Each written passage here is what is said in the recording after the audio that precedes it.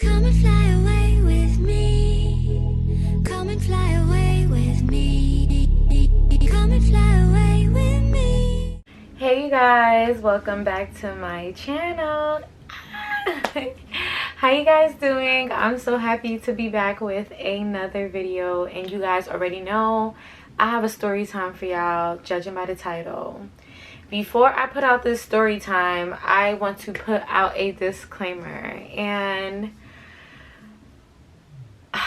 okay, let me just say it. So in my last story time, I was very offended. The last story time I had was the workplace horror story, and this is one too. This is like a part of that story because a lot of my viewers wanted to know about the Maid story time. So in regards to what I said about that situation, if you haven't tuned in, tune into it. I'll put it up right here. But in regards to that situation, I brought up race, nationality, ethnicity, and all those things in my opinion about the situation I was in, and a lot of people were offended by it. And I'm not here to apologize about what I said because I'm a real ass bitch, okay? So I stand by everything I say. I always think about what I'm gonna say before I say it, and I say everything with my chest. My word is bond, so I'm not gonna go back on my word. However, I am going to elaborate and explain what I said, and this is going to be the first and last time I explain myself about my stance on race. So please, for all the people who are offended, digest this, take it in real quick. What I wanted to say is that two things can be true, and I'm going to continue to say this on my channel. Two things can always be true. I am a production of two migrant parents who came here to this country to start a new life, okay? So I understand what migrants represent. I understand that migrants helped build this country. I understand what America is made up of. However, I do also understand that many migrants who migrate here from other countries, they come to this country and they treat white Americans and black Americans two completely different ways, okay? That's why you have that little catchphrase, funny thing that people like to say, hurry up and buy, hurry up and buy, when you're in the Asian store, and as soon as you walk in, they profile you because you're black and you're automatically a thief. Those people can't even speak English half the time, but they know how to say the N-word. They know how to profile us. They look down on us. They judge us. And we're citizens of this country. They came here into our country and they feel like they have more rights than us. There are a lot of Latin-based migrants that come here and they don't like black people and they mistreat black people and they look down on us, but they respect the white man. So two things can be true. Migrants do come here to find a new life, and migrants have helped build this country. But there are also migrants who come here and decide that they don't owe black citizens respect.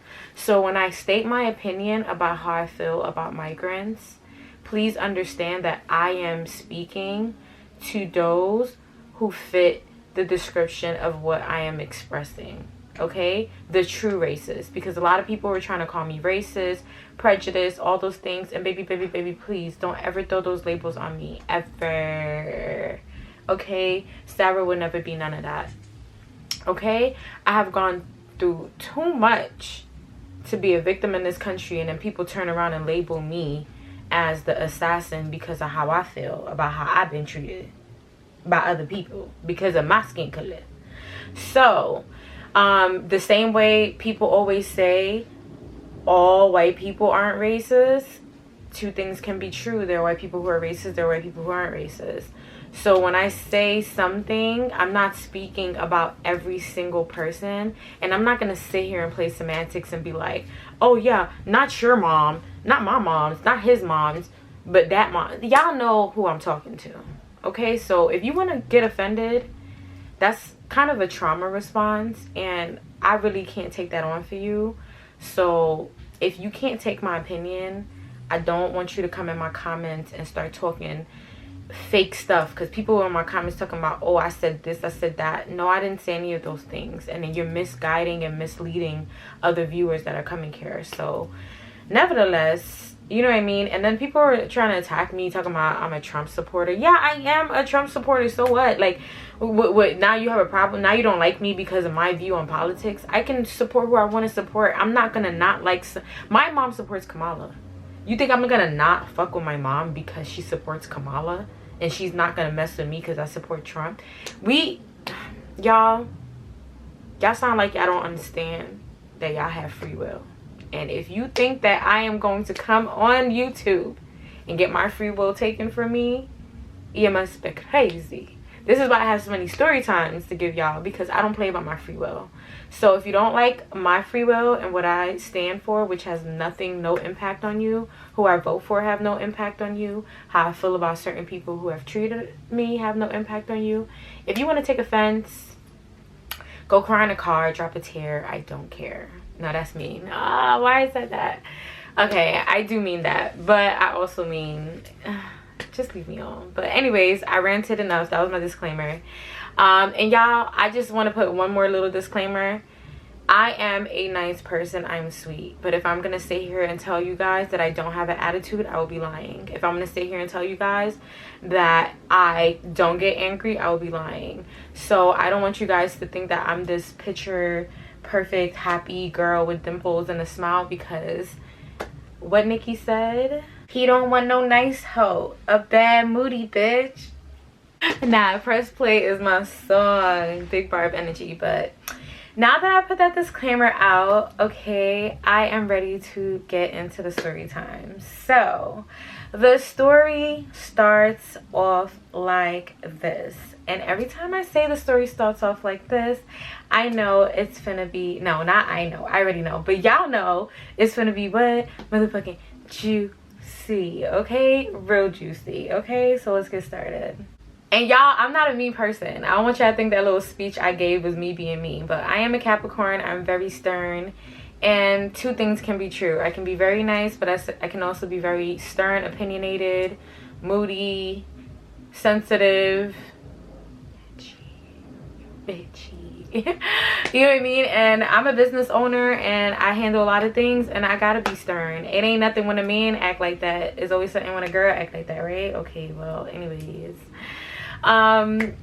So this is a continuation of the story. Not a continuation, but remember in the last story time, I'm gonna drop it right here, the one I recently dropped about the workplace horror story. So basically during that story time, I explained to y'all that the second time I transitioned into a new office, I was working for this company. I had issues in a previous office with a supervisor who was kind of harassing me in a little bit of a way. Well, you know, I don't, like, if y'all want to hear about it, you can hear about it in that story time. I don't want to like drag out through it again here. So the supervisor at this first place was, like I said, like on some funny type of style, right? And it wasn't a race thing. I think it was just like she was just threatened because like it was just like it's not a lot of us in the office, in the workplace where we work at. It's a corporate environment, so you know, I just felt like she was a little threatened and she took it out of hand, right? Nevertheless, I don't even want to, if y'all want a story time in detail on that first experience I had at that job place, I'll give it to y'all. But I don't even be wanting to speak about that lady because I think something was wrong with her. Like, I used to find her talking to herself, like, so I don't know, like, whatever. But anyways, I was working at this company. I'm still working there now, and my last story time was based on some issues that I had when I first started. So after I left the original office, I came to this office where I ended up having an issue with, as you guys stated in my comments, I said the cleaning lady, but y'all call her the maid, so we're just gonna go ahead and name her right now. We're gonna call her Molly the Maid, okay? I remember Molly the Maid from Love and Hip Hop when Jocelyn called Mimi Molly the Maid. Yeah, so we're gonna call her Molly the Maid, right? So I'm gonna just call her Molly. Should I say Molly the Maid the whole time? Because that's a little long. I'm gonna just say the maid, right? Okay. Is that cunty though? I think I'm gonna just call her Maid. Yeah, because I don't want Molly to get flagged. Okay.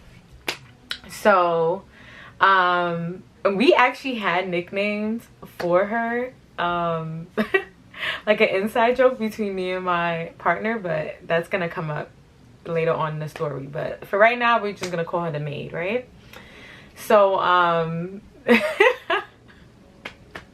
laughing because we actually used to call her Phineas. We used to call her Phineas. So I'm just gonna call her Phineas because y'all gonna see how Phineas worked out in this story time, right? Okay, I'm gonna call her Phineas. It don't make sense now. It's gonna make sense, right? Okay, so I'm at this new office and I'm excited to get to a new start because I just had such a weird, awkward situation at the previous office. So the way I got into this new office is, of course, I was going through that situation. That supervisor ended up getting fired for what she said to me. And then I didn't want to stay there because I was uncomfortable because my coworkers knew what was going on and it was just weird. So I had actually trained at this office that I went to next for like a week. And the office manager already knew me and stuff like that. So when I was looking for a second office to go to, my manager was like, oh, how about you go to this office because you trained here, the office manager knows you, she likes you, whatever, so go here. So I was like, all right, cool. Plus the place was actually way easier for me to get to from home because I take the PATH train home and into the city and out. So the other location was costing me more time and money, and then when they suggested this location to me, I was like, oh wait, I don't gotta take an extra train, save money, and it saved me like 30 minutes in commute, so I'm gonna go for it. So that week I had a whole paid week off because remember I was dealing with, you know, some harassment stuff, and I think they were scared about me going to do a lawsuit. So when I told them that, like, oh, you know, my mental health has been affected by this and blah blah blah, they gave me a whole week off, paid week off. So I was home chilling, right? That's how you get them, you know what I'm saying? You start talking about the mental health and the legal terms like the pain and suffering, you know, you have to start getting them with that. That's the language they understand. They don't understand rah-rah, they understand that, because that start getting into the coins, the manyan, you know what I mean? So that's when they start taking you serious. So during my week off, there was a young lady that had helped me train at that office, and I still had her contact information. I'm just gonna call her, her name was the name of a car, so I'm gonna call her Ferrari. It's not that wasn't her name. I'm just call her Ferrari. She's not important, but yeah, she kind of is important in the story time, but she doesn't play a major role. But Ferrari had helped me train that week, so I had met her. So during that week that I'm off and I'm waiting to start at my new office, I get a text from Ferrari and she's like, hey girl, I heard that you're starting at a new office. And I'm like, who the hell told you that? And that's what I'm saying, like, my management, they're so unprofessional and so immature, because why would you even share that with another employee? But whatever. So I'm just like, oh, how did you hear that? And she was just like, yeah, because I just got fired from there, and then the people there told me that you were going to be coming there to take my spot, replace me. And I was like, what? You got fired? What happened? Like, why did you get fired? So she starts to explain to me that she had a situation with the maid, Phineas, right? Phineas and Ferrari had a huge argument at the office, and they were cursing at each other, and I guess things got hasty. This is what I'm hearing. So I'm not a part of the situation. This is what I'm hearing from Ferrari, right? So I wasn't there. So yeah, she's like, I'm like, what's this about? So apparently somebody food was in the fridge, somebody food got thrown out, somebody asked somebody who threw out my food, somebody told somebody don't ask me about no food. And one thing led to another. I think tensions was already been building up, and then that was just like the kaboom of it. And then they started trading words and getting real not professional in a professional work environment. And Ferrari ended up getting fired. But transitioning me into there, I didn't really like the way they kind of told Ferrari about it, because I was leaving my first office as a victim. I wasn't leaving there to go and replace anybody's spot. I didn't even know that was simultaneously happening like within the company, like, you know what I'm saying? So that was news to me. So now Ferrari's like, girl, I just want to tell you, I want to warn you about Phineas the maid. Phineas the maid is like racist. She was treating Ferrari bad because, you know, she was black. She was isolating her. How Phineas the maid had like set up a little crew in the office, so even though she's the maid, she don't move like the maid. She move like she run things there and blah blah blah. And I'm like, oh wow, what am I getting into? So I'm just like, all right, thank you for the heads up. But at this point, I had already agreed to take on the position there. You know what I'm saying? Not to replace Ferrari or anything, but just to get out of the office that I originally was at.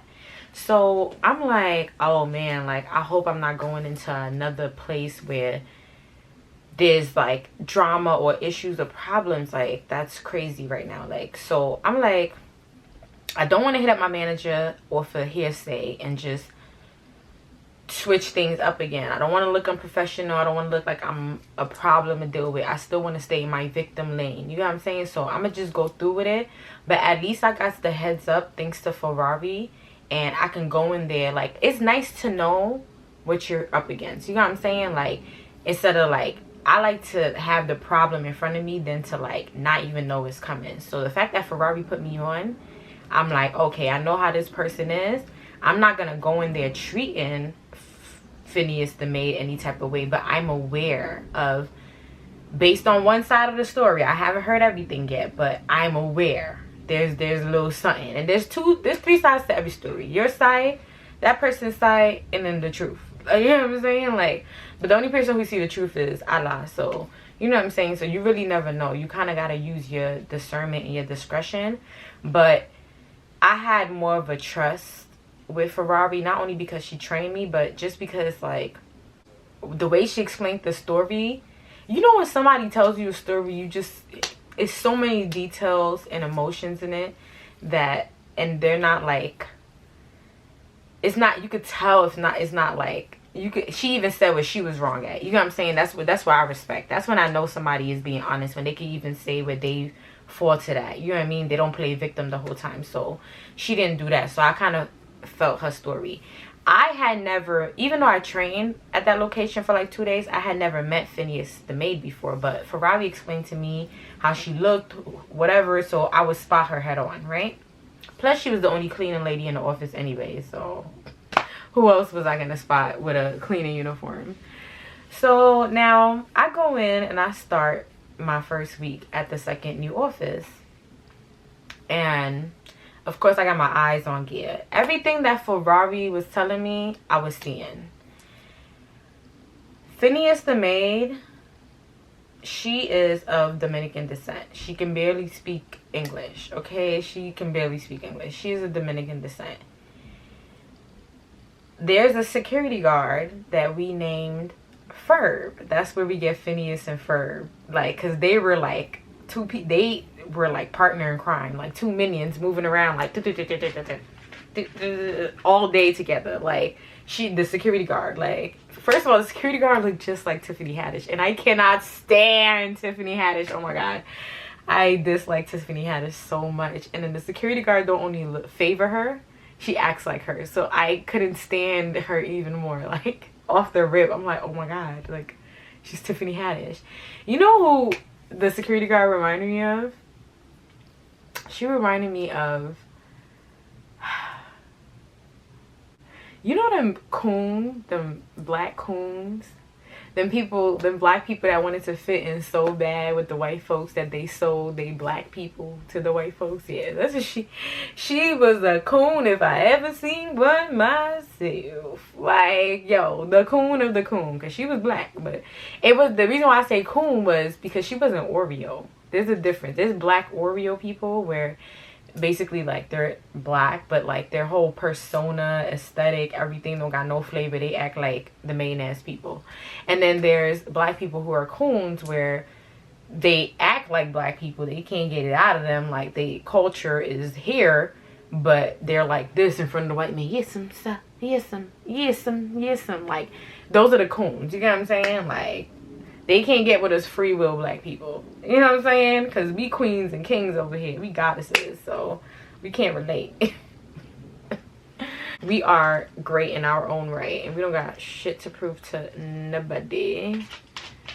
We ain't got nothing to prove to nobody. And we are great in our own free right and regard.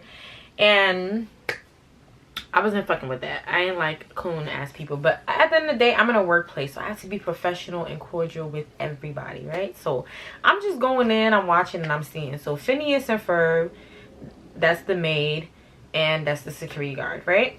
And then we have the office manager. Office manager, she's half black, half white. But she resonates with her white side. You know them type of people where it's like, you see the tint of color in them, and then the hair is curly, but everything else, you know which parent they were raised with, type of thing, right? So they're like a little posse, the three of them. Like, basically what I'm saying is that the maid, Phineas the maid, has gotten in cool with two powerful people in the office. The security guard, the person who governs people who enter, exit, cameras, the whole nine. The office manager, the person who's in control of the office. So she got in good with two people that can be very useful for her. That's the reason why she was moving around so comfortably. The same thing for Robbie was saying, like, oh, how, like, basically she described Phineas the maid to be like, she's there to clean, but that's not what she does. She comes in every day, and I've seen this for myself. Phineas comes in every day to chill. She chills. She chill at the front desk with the security guard and socialize the whole time. Then she might get up, go make breakfast in the morning, like pick whatever she want in the fridge, the snacks galore, food galore. Then you'll see her maybe sweeping up a little thing or two here and there. The bathroom don't got no soap. Bathroom don't got no toilet paper. Desk is dusty. People cleaning after basically themselves. When she's there, she's supposed to be cleaning after the office. But she barely does her job. She only does her job if she sees somebody actively doing something or people are actively around, then she'll like. But outside of that, she just be chilling. And because she's friends with the security guard and the office manager, they let her chill. Like, they're not saying nothing. They're chilling right alongside with her. But, like, she's nice to them. Like, she's cooking, bringing food in for them. You know, all that. They too close. Like, she bringing her kids to work, all this different stuff. Like, it's weird. Because she's not employed by the company I work for. She's employed by the building. She comes with the building. Like, you know what I'm saying? So why are you so comfortable at my job, like in the company? Like, you're moving like mad comfortably. But I'm just an employee. I don't run shit. I don't make the rules. Not my business, not my problem. Y'all want to let her run amok and not clean up the place and get paid to just chill, that's y'all business, whatever. So when I first got there, she introduced herself to me. Like, as soon as I got there, it's like she knew exactly. Oh, hey, she kept calling me Sada. I hate when Spanish people say my name like Sada. It's Sarah. But I understand the accent. You know what I'm saying? Whatever. But because Spanish people have just been so nasty to me that, like, I have no problems with Spanish people. I'm not even gonna say what I'm gonna say, because every time I say something, y'all take it the wrong way. What I was gonna say anyways, though, is I have no issue with Spanish people, but Dominican people have mistreated me and my people so bad in life. It makes it so hard for me to just, like, fuck with them. That's all I'm saying. That's all I was gonna say. I'm not saying nothing crazy. Like, it just makes it hard for me to fuck with them, but I be trying. But I have not met a Dominican person yet who have treated me with love and respect. So hopefully that changes one day. Puerto Ricans and everybody else, Mexicans show me enough love. A lot of Latin other countries show me love. But the Dominicans... So I meet Phineas, not even by, like, on purpose. Like, I'm walking around. I went into the kitchen probably to make some oatmeal or coffee, something I was doing. And she just walks up to me like, oh, hey, like, you're Sada, right? Like, oh, yeah, you know, I'm so happy you're here. Like, we just lost an employee. I'm just like, shorty, you don't work here. What you mean we? You don't work here. You clean the spot. Bro, you can't make this up. So she's like, yeah, we just lost an employee. And we so happy to like have you here. Look, I made you a sandwich. I knew you were coming. When I looked, she deadass made me a sandwich, like, and it had like avocado and different stuff. I don't know, it looked kind of good, but I don't eat avocado, so I wasn't gonna eat it anyways because I don't eat from people. My mom always say that don't eat from people. Like, it's very hard for me to eat outside. It's so hard for me to eat at other people's spot, eat other people's food that they cook. It's very difficult. Like, I just don't trust it. Like, not even just like the cleanliness of it. Like, you're just not supposed to eat from everybody here. You know what people's gonna put in your food. You know what I'm saying? So I was skeptical. I wasn't gonna eat it. Plus, I don't eat avocados. Hell no. So I already knew like I didn't want that. So I took it anyways, knowing I was gonna throw it away. So I was just like, oh, thank you. That was nice of you. Whatever the case may be. And she's like, yeah, you know, we're so happy to have you. But I just didn't understand because, of course, the rest of the staff introduced themselves to me, but Phineas the maid was like real like in your face, like, girl, you don't matter here. Not saying that you don't matter, because you know she does. I guess she cleans or whatever, but like, you're not a like primal person here. You're not like my manager or like somebody that I like have to answer to, or like you're just, you know what I'm saying? Like, that's just what it was given. But because I already had my preconceived notions from Ferrari, I already was like, oh, this was Ferrari was talking about. Oh, okay, I see what she's talking about now. Oh yeah, I see it. So as the days go on or whatever, Phineas the maid is being extra nice to me. There was this one moment in the kitchen, y'all, and I'm mad observant. It was lunchtime, and that's the times when I usually would run into Phineas. It's like around lunchtime, right? So this is like my first week there still. I'm in the kitchen and Phineas and Ferb, the maid and security guard, they come in the kitchen. The security guard, she was being extra nice to me from the time I came into, like, in the morning time. I didn't have my badge yet. By the time I got to the office building, I would go to my email so I can go email for a badge, and she would have already sent me one. Like, you know what I'm saying? Like, she was on it. Like, she was like, had my shit.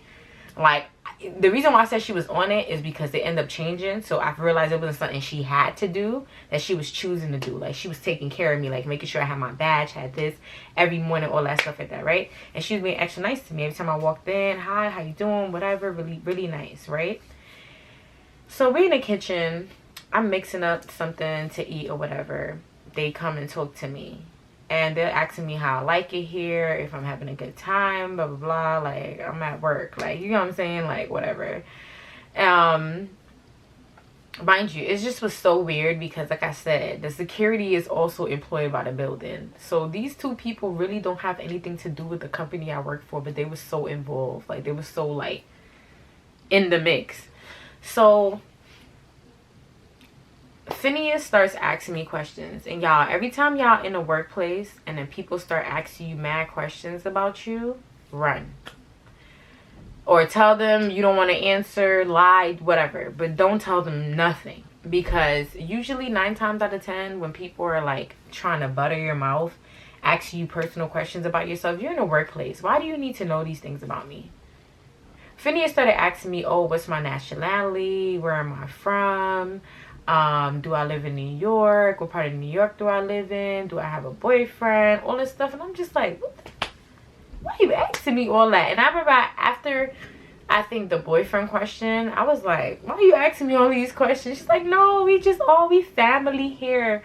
We're family here. You know what I'm saying? That's how we are here. You'll see. So, you know what I'm saying? Like, that's how we get along. But before that even happened, this was the first red flag. This was the absolute first red flag from Phineas the maid, right? Remember I told you she asked me where I was from, my nationality, right? So I told her I was from Haiti, right? So as soon as I said I was from Haiti, Phineas started asking me questions. And y'all, every time y'all in the workplace and then people start asking you mad questions about yourself, you're in a workplace. Why do you need to know these things about me? Phineas started asking me, oh, what's my nationality? Where am I from? Do I live in New York? What part of New York do I live in? Do I have a boyfriend? All this stuff. And I'm just like, what? Why are you asking me all these questions? She's like, no, we family here. You know what I'm saying? That's how we are here. You'll see. So, you know what I'm saying? Like, that's how we get along. But before that even happened, this was the absolute first red flag from Phineas the maid, right? Remember I told you she asked me where I was from, my nationality, right? So I told her I was from Haiti. She was like, "Oh, okay. I'm from the Dominican Republic, blah blah blah, whatever the case may be." I'm like, oh, "Okay, yeah." She's like, I was like, "We're neighbors." She's like, "Yeah, we're neighbors." Like, she said it with like that. Then she says, y'all, let me start my next clip before I tell you what she says. Started. This biatch. She's gonna say, "Oh, we have a Haitian maid back in my country." I was like, "You have a what? Is your Haitian what?" She's like, "We have a Haitian maid. Yeah, a person who cleans and do the cook and why? Oh, she cooks so good and all that." So you know what I said? I said, "Oh, like what you do here in this country? Like she does what you do here?" She's like she's out. No, she cleans after. I was like, "Yeah, you clean here, right? This is what you do." So she does that back there, and she's like, "Oh, I'm a porter, baby. I'm a porter. I'm a porter." I'm like, "Yeah, porters are people who clean. It's just a professional term for cleaning, maids, people." And she just kept trying to convince me that a porter was like not a maid, but like, honey, is it empty in there? Like, I know you're not from this country or whatever, but yeah, you're definitely not, you're a maid. So that rubbed me the wrong way, because it was just kind of like, in this modern day and age, I do understand, like, in these third world countries and stuff, people like, I mean, not even third world, everywhere people have maids, but it was the fact that she had to say a Haitian maid. Like, the only thing you had, the first thing you had to relate to me being of Haitian descent was you having a Haitian maid, and literally our countries are next door to each other, so there was nothing else you could have found to say other than that. And I felt like it was just kind of like a humbling moment, like a stay in your place type of moment. Like, you know when people try to tell you shit to like keep you in your place? Like, it felt like one of those. But I let that slide, because everything that I already had went through, I was like, oh my god, like, I don't want to be sensitive. You know what I'm saying? I don't want to feel like I'm overly sensitive in a workplace, that people just can't say anything to me. But I also do understand that this is completely inappropriate. Completely inappropriate. You don't have to speak this language to understand what is inappropriate and what's appropriate. So that's why I said, when she asked me that question, I gave her that little combative answer to show her I'm not playing with her. And then after that, she asked me if I had a boyfriend. That's when I was like, "Why you asking me all these questions, all that stuff like that?" Blah, and I brushed her off, right? So Ferb, the security guard, she butts into the conversation. She's present, but she's not in the conversation. So I guess she starts seeing the way the conversation is a little tense, and I guess she starts to see that like she's losing me, like, because I'm trying to get out of there. So now she was just like, "Oh yeah, like, Sarah, I'm so happy you here. It's been such a great week with you being here. When Ferrari was here, oh my gosh, we did not like her. She was ghetto. She was trashy. This is how she walked. She started making fun of her walk with her butt tooted high." Mind you, they think that I don't know Ferrari, because the way they were saying was like, "Oh yeah, like, you know, there was this girl that used to work here. Her name is Ferrari." So I'm sitting there.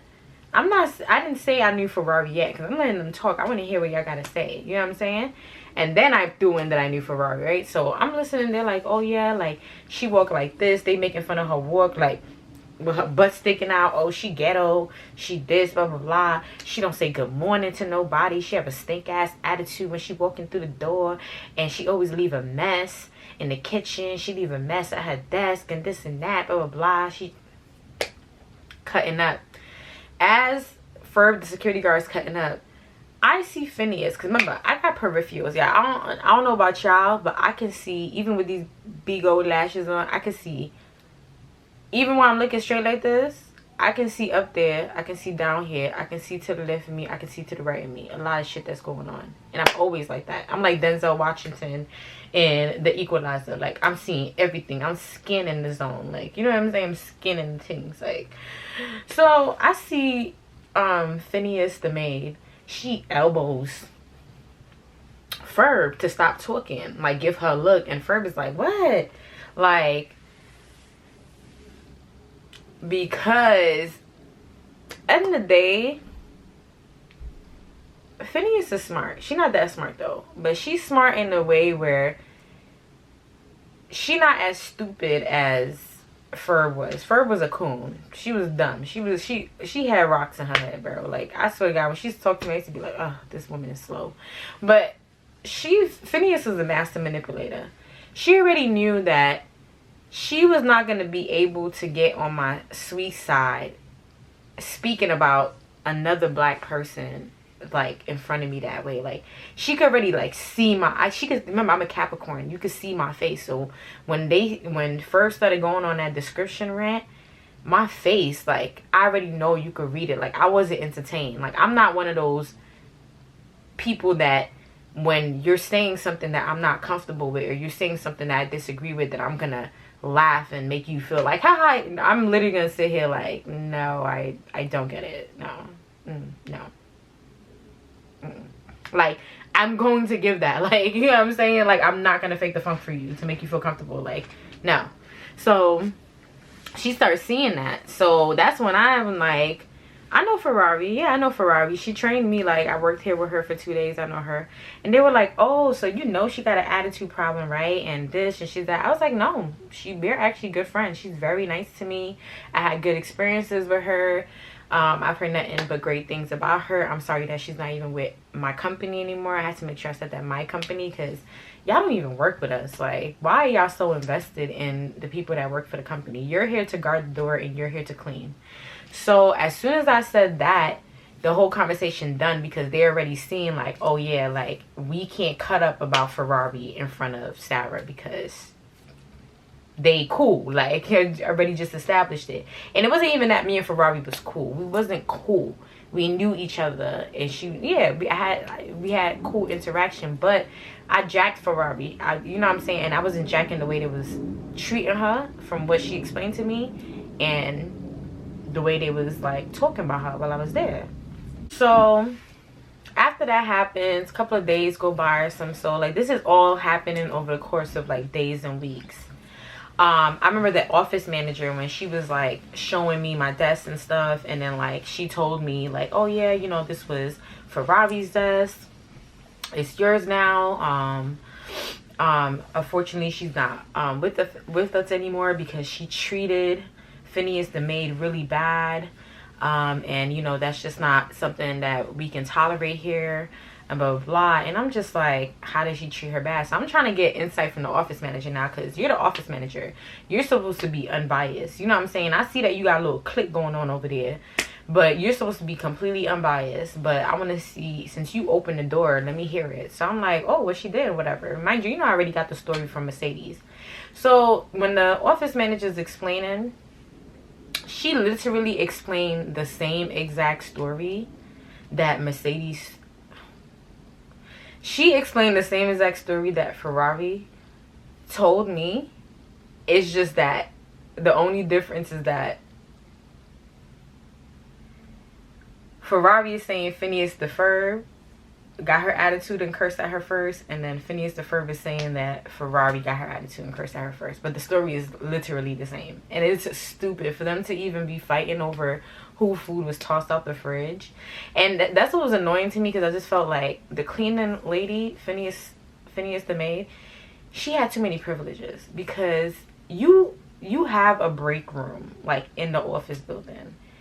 And because we get catered food at our job, she feels more comfortable eating at the job. You get what I'm saying? She feels way more comfortable eating upstairs because she gets to eat the food that's catered there. So she packs her plates, save her plates, and all this stuff like that. And then her food is mixed in with employee stuff that they put in the fridge and stuff like that. And if something like that happens, cleaning lady should not even be having her stuff in the same fridge as the employees. Like, everyone has their stations. That's how these corporate places is set up. Everyone has, and everything is delegated a certain way. Things are usually not mixed unless there's a certain comfort level, and that's cool. You're comfortable with the office manager, you get to, you know, utilize, you get the same privileges we get as employees. Cool. But when that start interfering with people's livelihood and jobs and stuff, that's when I'm like, nah, there gotta be some type of boundary. So I get the story, I weigh things out, I'm watching, I see things for what it is. I'm just like, you know what, I'm just gonna mind my business, Ferrari, unfortunately, she's not with the company anymore, but I speak to her. I keep in touch, and she found another job. She's doing good. It was sad because I remember her first week after getting fired, she was devastated because she was just like how, you know, like the way her money was flowing. She had 4 kids and stuff like that, and taking them to and from school with, like, you know, she was trying to do some other quick money stuff. Like, it was difficult for her. I don't want to put her business out. That's why I'm like stuttering and stuff, but it was difficult for her to transition. And that's why it sucks when people play with people's jobs, especially in this type of economy. Like, you can literally, if you live in New York City, you getting sick and missing 1 week of work can set your whole life in shambles. You can go into debt. You can go into delinquency on your mortgage. You can lose your job. Anything can happen. Like, there's, like, your livelihood is very important in places like these, everywhere, but especially in somewhere like New York City. Like, you know what I mean? Like, it was just like, it was unfortunate. That was just a stupid ass situation for no reason. Like, and Mercedes felt like, you know, she shouldn't have cursed and gotten out of, like, pocket the way she did, but she felt like she was being harassed by, you know, all 3 of them, like, her whole time being there. And she felt like they didn't accept her because she was the only black person in the office, and, like, they just treated her like trash. And, you know, she explained a lot of the things that, like, she would go through, but I ended up going through my own stuff, so I'm not even gonna explain what she would go through because I have my own experiences, and we're just gonna go there. But similar, right?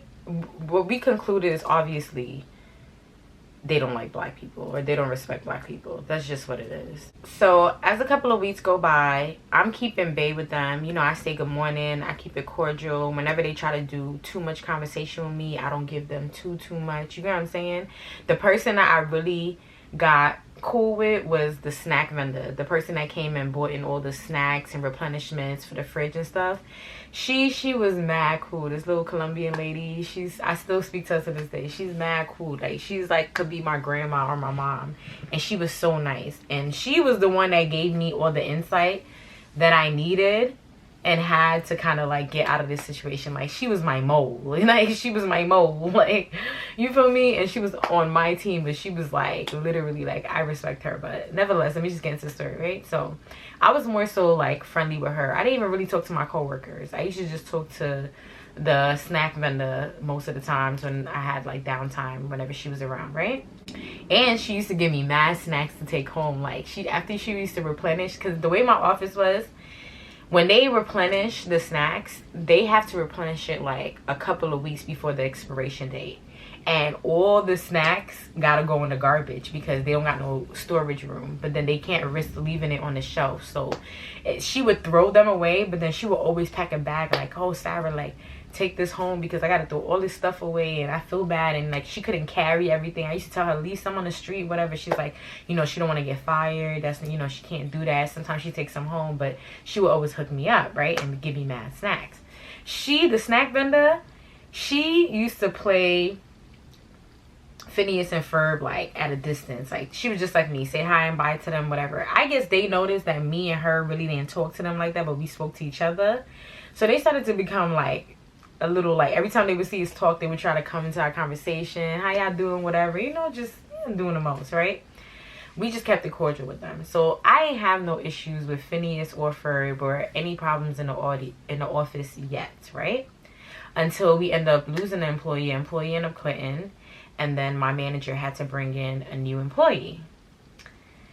This employee ended up being the additional black person that we needed, because I was in there. The only black people that was in there was me and Ferb, the security guard, and the half black office manager. So when I realized a new black person was coming to the office, I was like, oh, good, yeah, like, you know what I'm saying? I could finally, like, even though the snack vendor was making me feel comfortable, it was just nice to just have some variety. Like, you know what I'm saying? Like, just have some variety. To see my people, you know what I'm saying? It's nice to see my people. Like, you know what I'm saying? Like, I'm tired of not seeing my people anywhere. Like, so when this girl comes in, y'all, this is where the drama actually, like, takes off. So this girl comes in. and she's actually Muslim, right? You know, she wears a hijab and everything like that, so you can see it as soon as you see her and stuff. And she's very quiet, but she's very sweet. She's the type of person that she talks to who she wants to talk to, and she's super sweet. She just moved to New York. She's not from here. Unfortunately, her mother had just passed away, so she was very, like, in a down state. She was just a quiet person, like, literally. And she was young. Very sweet, very quiet, very young. She didn't say much. Literally, she didn't talk unless I would ask her a question or something like that. She literally never had really much to say, right? But she felt comfortable around me, so she would speak to me more often. And only thing we used to talk about is cats, because she had rescued some cats in her neighborhood, and I feed the cats in my neighborhood. We used to talk about that. And she used to just tell me, she was from Utah, so she used to tell me about Utah. And she also used to just talk about her, like, she just had a baby, so she talked about her kid all the time, show me all the pictures and stuff. So literally, she was just like very just calm, sweet, you know, just regular girl, like, really. So what ended up happening was just so frustrating for me. So me and her is in the office, and Phineas the maid tried to, like, sweet her up, like, come and talk to her, cook for her like she cooked for me. I don't know if this is some type of ritual or what it is, but you already know she's Muslim, so there's a lot of stuff she can't do, can't say, can't talk about, can't eat, all the stuff like that. So she always just say no to everything.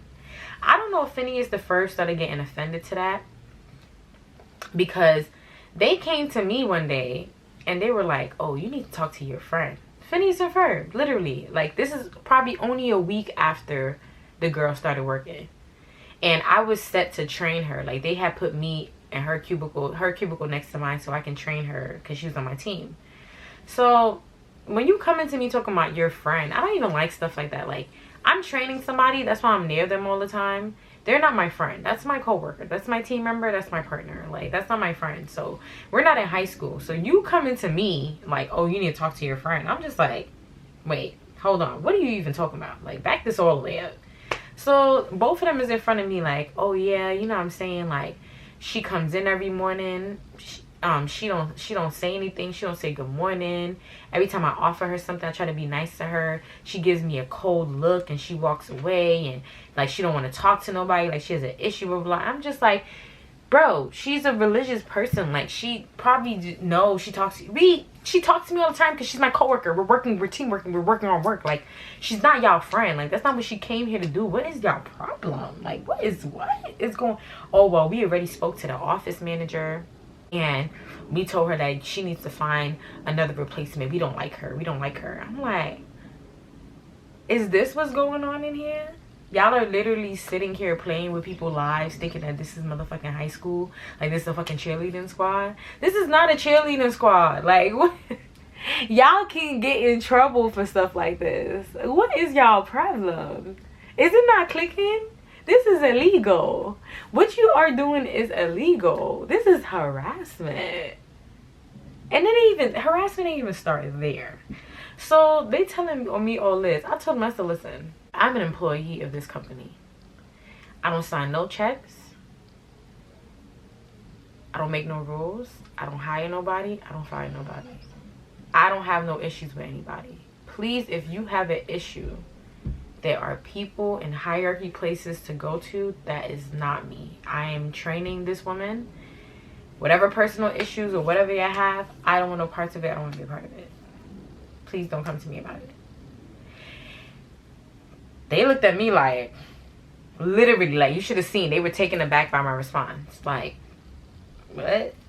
And then Phineas, literally, as soon as I said that, she's like, okay, I'm going to the office manager. Yeah, you don't want to help? You don't want to help? Okay, that's fine. Okay, Sarah, that's fine. Like, bitch, I don't owe you. What? Bitch, you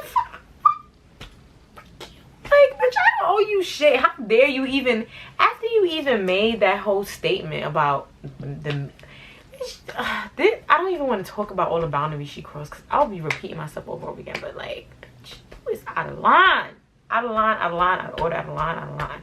The worst part about it was that when it came to my white counterparts that was in the office, I never seen them interact with the maid or the security guard. Like, I never seen them say good morning, goodbye, nothing. And when those white counterparts would come around, the maid would be cleaning, hello, hi sir, being nice, mad nice to them. And then when it came to the black employees, me and my Muslim coworker, y'all felt like we needed to give y'all some type of respect, attention, or I wasn't understanding what was going on. Like, what are the expectations that you're setting on us that you're not setting on these people? Like, what do you want from us? Like, leave us alone. Like, it was bad enough that I had to stomach y'all talking to me every day, and I had got good at it. Every time they would come and try to make conversation with me, I would literally like, oh snap, oh I gotta go answer this email, oh I got a Zoom call. I would always just dip using an office thing, like always quick. My Muslim coworker, I never really witnessed her interactions with them, so I don't know what was transpiring, to the point where I had to ask her, because at one point I did see her come. She came and she was gonna try to say something to me in the kitchen, but she seen Phineas and Ferb in there. They weren't talking to me, but they were in there. And then she turned around, and then when I went back to the cubicle, I was like, oh, did you need me? And she was like, oh yeah, I just need you for something, but I didn't want to go near them because they give me the creep vibes. And I was like, oh, what do you mean? So I'm asking her elaborate, because remember, I already had this conversation with Phineas and Ferb, but I didn't want to tell her that they came to me about asking like me to talk to her about her behavior towards them and stuff like that. I never came to her and told her that, because I felt like, number one, it wasn't my place, and number two, what the fuck I look like? The fuck? So she's like, oh, you know, like they just be making her feel uncomfortable. Every time she's around them, they're always like looking at her and snickering and laughing together and making her feel uncomfortable. And how like one time she was in the kitchen and like Phineas the maid bumped her to get like an avocado like from behind her, didn't even say excuse me, and like she feel like she's being bullied in a way, but because she just started, she doesn't really want to say anything or make it a big deal. And I'm like, oh no, that's a problem. Like, if that's what's happening, then you need to speak up about it. And she's asking me if I'm experiencing that, and I'm like, you know, they've been a little intrusive. Like, they've been like asking me a lot of questions, but I found ways to kind of like put them in their place professionally and like nip that in the bud. And then she's like, you know, I'm a quiet person, I don't like confrontation, and you know, I don't really want to say the wrong thing or do the wrong thing. So I was like, you know, it's up to you, but you can always go to HR, you can always talk to whoever you need to talk to whenever you're ready. So she told me, okay, cool. So what hit the nail in the coffin for her was, you know, she's Muslim, right? So her and I was in the kitchen one morning cooking breakfast, and we were actually just getting ready for a meeting. So that's why we was trying to make breakfast real quick. Mind you, she doesn't even like to like eat at work, cook, do anything. Like, she just eats at home. Like, she's very like to herself, sacred. I convinced her to make a sandwich, because I was like, we're not even going to be able to make it to lunch, because we're going to literally be in this meeting all day. So you might as well make a sandwich right now, and then like at least you'll have something in your stomach. So I forced her to make a sandwich. So we had like some egg makers in the kitchen, right? So all you have to do is open it. It has 2 slots. Crack some eggs in it, or you cook whatever you want, right? It's like a flat pan of sizzles. We had 2 of those, one on each side of the counter space on the left side, right? So she cracks her egg in there on one side, just 1 egg to fry, and then me and hers on the other side of the room. Like clockwork, as soon as like we just got in the kitchen setting up, we see Phineas and Ferb come in. So they come in, they snickering, they say hello to me. They don't say anything to my partner. They say hello to me. I'm like, hey, good morning. And then they're doing that little snickering, looking at her, laughing, that little intimidation thing that she was talking about. Now I'm seeing it. I'm like, yo, why is all these people, everything that they're saying that's happening to them, like I'm seeing it like happening like in real life. Like, I keep seeing it, like, what the hell? And I'm like, what the hell is this? Because it wasn't happening to me. And I felt like it wasn't happening to me at the time, because they seen how stern I kind of was. Like, I was on some no nonsense type of shit. I was still being like nice, nasty with them, but I was keeping them. So I think they saw my strong personality, but I felt like other people that they felt like they could fuck with, they would fuck with, right? So as they walk in the kitchen, Phineas turns to ask me, and she was like, oh, hey, Sada, this is your food cooking? I was like, no, it's so-and-so food. She's cooking an egg. It's almost done or whatever, but you can use the other egg maker on the other side. I think it's empty. She didn't say anything. So we go back, we prepping for our meeting. We're on the other side of the right side of the kitchen. We're prepping, whatever. I don't know what they're doing over there. I keep seeing my partner looking over at them, and I just keep telling her, like, girl, just don't pay them any mind. We really got to focus. Really got to get this done. So she's like, all right, I'm gonna go get my sandwich because they're like fidgeting over there, and you know, I don't want them to do anything to my food. I was like, why do you feel like they would do anything to your food? She's like, I could tell they don't like me. Like, they don't eat, like, they were isolating her. Like, they would talk, you know, people would talk around you.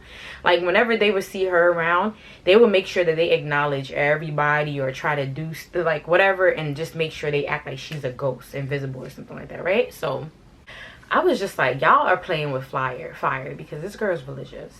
And that is a part of a discrimination clause. So that's how you know people be underdeveloped and overexposed. Because why are you not taking this seriously? I don't want to play with nobody in the workplace. I don't want no type of lawsuit. No, sir.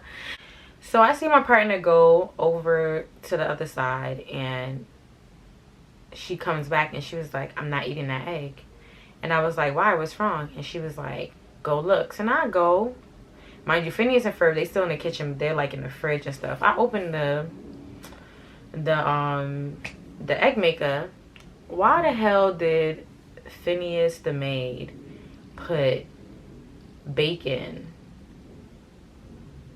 and ham to fry in the same skillet on the side of the egg that my partner was making, knowing that she's Muslim? And then the other egg maker is free. So now I call Phineas over. I'm like, Phineas, is this one of y'all hams or whatever? And then she's like, yeah, that's mine. I was like, why you didn't put it in the other egg maker? She's like, oh, well, this one's already hot. Y'all, it's an instant egg maker. As soon as you plug it in, y'all, when I tell you that thing takes seconds to get sizzling hot, like, it takes seconds to get sizzling hot. Like, it's not nothing that needs to heat up or nothing like that. It's some instant fast stuff. Like, you don't even want to touch it after you plug it in because boom, it's over. Like, it's automatically sizzling. Like, I was like, I told you that was her egg and you put bacon on the side. First of all, somebody's cooking their food in there. If me and somebody are not together doing our food, I would not even put my food where somebody's already cooking their food. That's mad disrespectful. It don't even have nothing to do with religion or the pork being there. That's just disrespectful and uncouth, like, all in itself. Like, why would you even do that? You could have just waited for her to finish. You literally deliberately asked who stuff was cooking there just to go and disrespectfully do that. And I felt like if the CEO walked in here, would you ever have the nerve to do that as a cleaning staff? You would have never done no shit like that. Never. The disrespect, like, it's disgusting. The disrespect is disgusting. So I told her, I explained to her, like, you know, she's Muslim and then you put pork on the side of her food, you just contaminate her egg. Do you know Phineas and Ferb turned around and started laughing with each other? I was like, that's funny. And she was like, oh, I didn't know. Well, she can wait till I'm done and she can make another one. That was my last straw with them. I was like, oh, y'all want some mean girl shit. Oh, okay. Alright, cool. Because I don't like that. I don't like to get involved. I like to mind my business and I like to keep at bay. But I don't like seeing people bullied. Like, that when I witnessed, it was one thing to have hearsay. It was one thing to have Ferrari tell me certain stuff and then my partner come and tell me she was feeling uncomfortable. But for me to actually, like, be in the, like, had she explained this story to me and I wasn't there, I wouldn't have even believed the audacity. I wouldn't even have believed it. It's unfathomable. Unfathomable. And I was just like, oh, y'all want to be mean girls? All right, I'm not playing y'all close. I went to my partner. I was like, you need to report them. That's pretty much basically it. Like, because they did that on purpose. Like, and she's like, no, I don't want to say nothing. I don't even want the egg no more. Let's just go to the meeting. Let's just forget about it. I'm like, you shouldn't have to come to work feeling uncomfortable feeling like this. Like, that's not fair to you. Like, you shouldn't have to. So I was disgusted after that point and I was upset for her. So the next day when I came in and Phineas and Ferb tried to say good morning and stuff to me, I didn't say anything back. I gave that and I kept it pushing. Literally, I did that for 2-3 days straight. Avoided them. Every time they kept coming anywhere I was at, I dipped off, like, out of here, like, ignoring them, looking past them. So one day I'm going to the bathroom, and there's so many bathrooms in this office, y'all. And we have non-binary bathrooms, so man and woman can use any bathroom. So this is gonna come up later, because I didn't know how Ferb, the security guard, knew what bathroom I was in, but she knew what bathroom I was in. It was like, I deliberately went to this bathroom because I could do the number 2, so I could take a shit. So I went out my way to go to this bathroom. You would really have to be watching me on camera to know that I went to this bathroom. But that comes up later, how I figured out they was watching us on camera, right? So after I come into the bathroom, Ferb, the security guard, she walks in after me. And I'm already in the stall, but she's not saying nothing. I just hear the person come in after me. They didn't get in the stall. They just at the sink. I hear the water run. I hear the water turn off. But I never hear the person come back out. So I'm like, fuck, I gotta shit, and there's just one person in here. So I'm a person that, like, I used to be, like, I'll go anywhere. Like, I can go anywhere. Like, any point, I don't care. Like, I'm shit anywhere or whatever. But at that point in time, I really did not want to shit in there because it was a non-binary bathroom and there was this guy in there that I had a crush on too. Oh, the IT guy. I had a crush on the IT guy. He was, I wanted to climb that tree so bad. So I was just like, what if it's him? And I walk out of here and I blew the bathroom up. So I was thinking about that. I was even thinking about Ferg, the security guard. It didn't even cross my mind. All I could think was like, yo, this might be the IT guy. Because I knew that his desk wasn't far from this bathroom. And that's why I even used to go to the bathroom too, guys. I used to walk by his desk. So I'm thinking, like, I would rather not take the chance. I'm gonna just pee and go, like, in another bathroom. At least I get more bathroom time. So as I come out the stall, lo and behold, is Ferb, the security guard. And she's standing at the motherfucking sink. As soon as I come out, I didn't even get to walk up to the sink to wash my hands. She's like, Sarah, is there an issue with us? I'm like, no, why? And she's like, no, because for the past couple of days, you haven't said anything to me and Phineas, the maid. And I'm like, say something like what? She was like, yeah, you know, kind of like you didn't say good morning. You kind of been avoiding us, and we just wanted to make sure everything was okay. But you kind of acting like your partner, so we just want to make sure that, like, you know, things are copacetic and cool, whatever. And I'm like, there would never be a problem between us. Like, I come here to work. You're a security guard. She's the maid.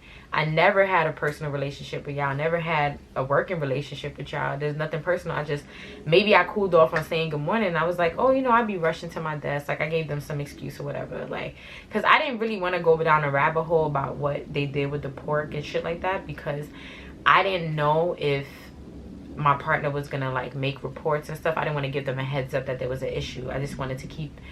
You know, you don't want to play your hand too early. You know what I'm saying? So I ain't really say nothing. Plus, it wasn't my business to be talking about anyway. So even though I felt a way about it, I just didn't want to point that out. So she's like, oh, okay, cool. I want to make sure everything is good. Like, I'm like, okay, can I wash my hands? I was like, can I use the sink? She's like, oh, yeah. She's literally standing there while I'm using the sink. Like, oh, we good, right? Oh, I like your hair today. Like, trying. So we leave the bathroom. So I go tell my partner about the weird exchange. I'm like, girl, like, whatever. And she's like, oh, that's weird. They're so weird. I told you they're weird. Whatever the case may be. So later on that day, my partner ended up getting into a argument with Phineas the maid. I was not there. I'm so mad I missed it, y'all. I'm so mad because she's so quiet. And I did not know she had it in her to stand up for herself. But she did. So my partner ended up going to the office manager. And I had told her not to. I was like, yo, don't go to the office manager. Go to HR. Because the office manager and her is friends. So I don't think you're really going to get the result of what you want if you go to the office manager. But she didn't want to make it too much of a big deal. So she said she's just going to go talk to the office manager about it. So I wasn't there for the meeting, but she told me what happened. She went to the office manager and she was like how She explained what happened. She explained that she was feeling uncomfortable and harassed and stuff. And the office manager ended up calling Phineas the maid in for a conference with her. And she was like how the whole time she was explaining like how they were making her feel uncomfortable at work, all that stuff, how Phineas the maid was just crossing her legs, putting lip gloss on, laughing, talking about, oh, she too sensitive and oh, blah, blah, blah. And I'm just like, and I was like, so what the office manager said, she was like, the office manager was just saying like, oh, you know, y'all should like, you know, everybody's a team here, cleaning staff, security, everybody's a team, everybody should interact, everybody should be like a happy environment, like just brushing Phineas the maid's behavior under the rug, like half white, half black bitch, like, but just dusting her feelings under the rug. You know how they always treat black women in corporate America. They treat us like our feelings don't matter. Like what we're going through don't matter. Like you should be able to take it. Relax. Like it's not that deep. Like mind you, I already told y'all that my partner's mom had just passed away. So she was probably even more like overwhelmed and sensitive, and not even just sensitive, because it's okay to be sensitive. It's like it's not okay for what they were doing. You get what I'm saying? So she said that when she was laughing, how she exploded on her, like, this is not a laughing matter, this is not funny, like, how dare you, blah, blah, blah, this, that, and the third. And she was like how Molly the maid got up acting like got up, she had, like, her broom and gloves, like, started taking off her work gloves and dropping the broom and stuff. Like, she wanted to attack my partner, and I was like, you're lying. I was like, she did all this in front of the office manager. My partner was like, yes. And the office manager just said, oh, you know, we should just cool things down and try to talk about it at a later time. I was like, oh, this fucking cool ass bitch. I was heated for my partner because literally, like, she's crying to me as she's explaining all this to me. And I was like, this is so unfair. Like, this is so unfair. Me, I'm a little more seasoned in corporate America, so there's a lot of things that's not going to faze me and I'm not going to crash out about. But she, that wasn't her. She had just started working. Like, she just moved to a big city. She doesn't have any family. Like, she was, I don't even want to tell her business, but yeah, it was just, I did not like to see it. I didn't, and I'm an empath, so I felt every bit of it. I was not fucking with it. So I told her, I was like, you need to do something about this. You need to go to HR. So I gave her HR's information because y'all know I always got HR information. I got HR on speed dial. Who want to play with Nikki? Got the power. I could tell my niggas straight like 50. Who want to play? I always got HR's number. Okay. And if HR don't work, I got CEO number, all that stuff, like email. I'm CC. I love CCing motherfuckers in emails too. When I'm trying to put a complaint out, I CC everybody. Like CC you, CC you, CC you. Everybody seen this. Everybody seen this. So I told her, like, go ahead and send in an email about it. So she went ahead and sent in an email about it, and then one of my district managers came in to talk to her.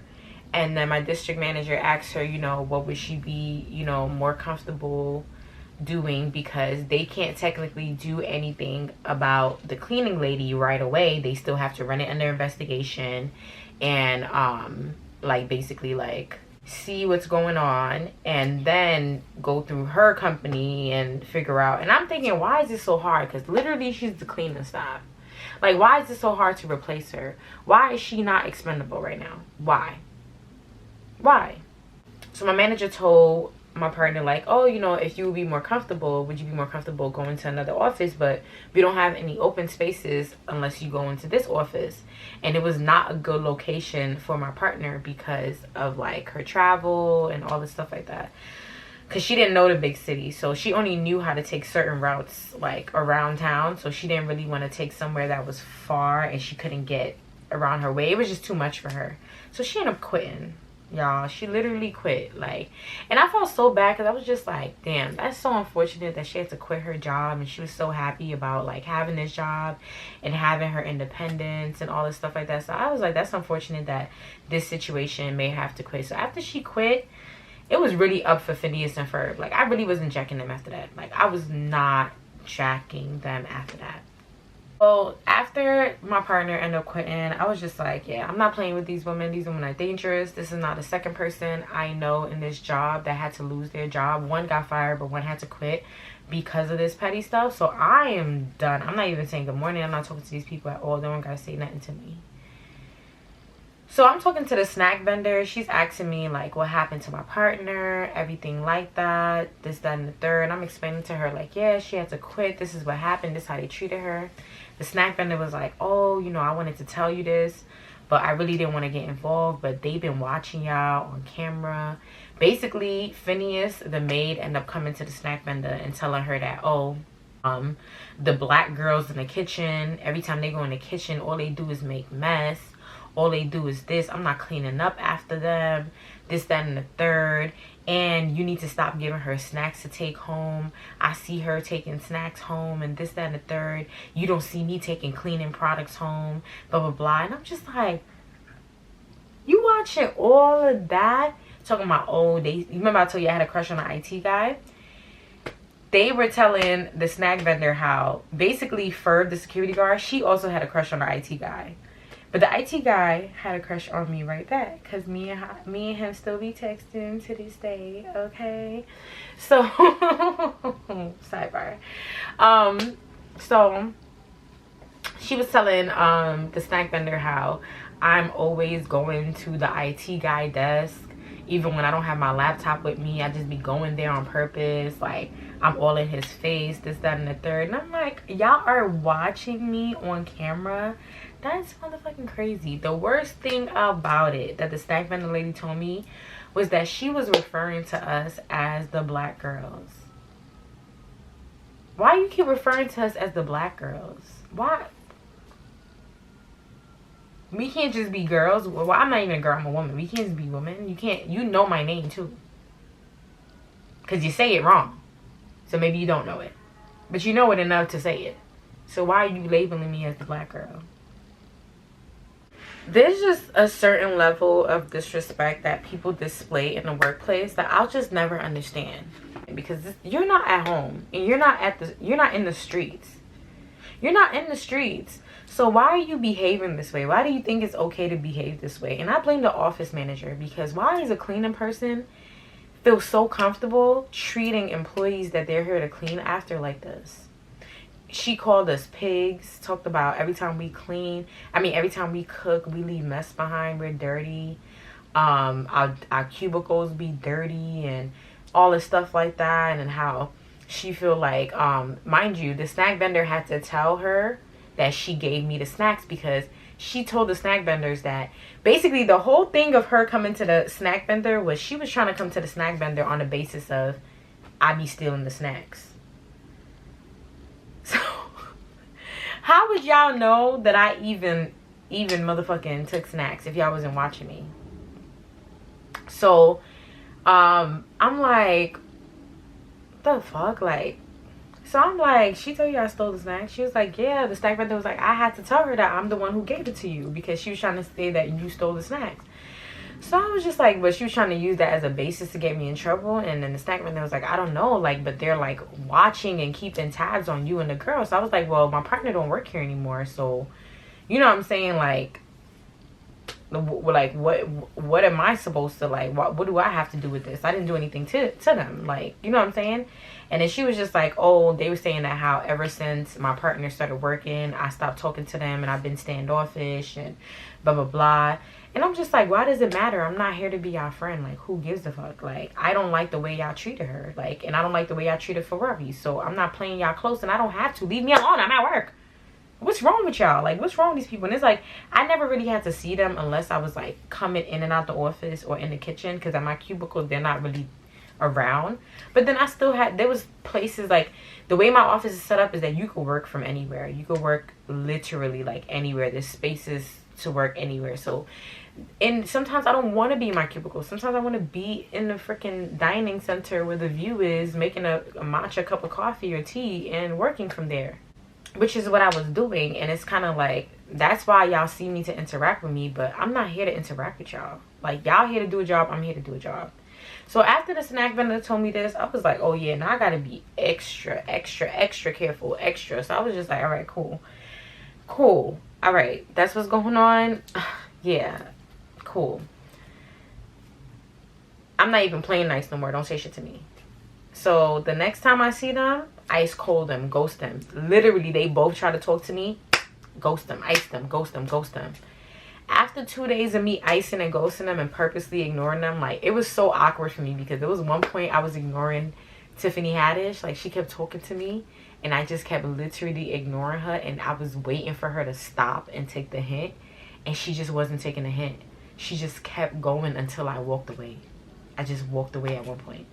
And I felt a little bad because, like, damn, Sarah, that's a little grimy. But I didn't, because I don't want to interact with y'all. And y'all are sitting here playing with people's jobs. No, I don't care how y'all feel. Y'all don't care how nobody else feel. I don't care how y'all feel. And y'all watching me on camera. And then Tiffany Haddish was weird because you had a crush on the IT guy. And I remember, yo, there was one time we had happy hour. And she was there for happy hour.